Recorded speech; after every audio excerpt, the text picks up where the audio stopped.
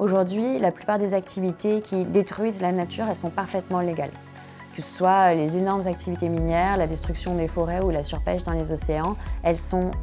juridiquement encadrées, mais pas suffisamment. Elles sont économiquement conseillées et du coup, forcément, elles conduisent à un effondrement écologique au niveau mondial et au niveau de nos territoires.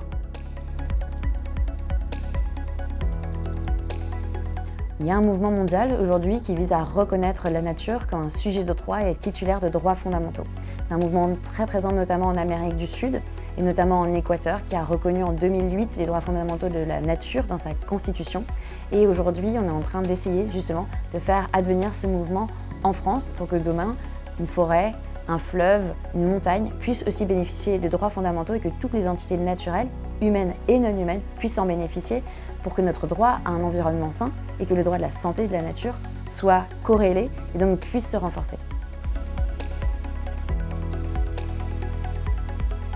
Il est fondamental que demain les entreprises soient toutes gardiennes de la nature, à la fois qu'elles fassent en sorte que les voix, les intérêts propres de la nature soient représentés, que ce soit par le biais de ses conseils d'administration ou par ses décisions stratégiques en faveur du vivant, mais aussi qu'elles influencent la société, notamment en formant ses salariés. Et ça passe notamment par le rôle des syndicats, puisque les syndicats peuvent eux aussi contribuer à former des gardiennes et des gardiens de la nature dans l'entreprise et par le dialogue social, faire en sorte que ces actions, elles ne viennent pas que d'en haut, et qu'au contraire, ils soient l'objet d'un dialogue social qui pousse à s'engager pour le vivant.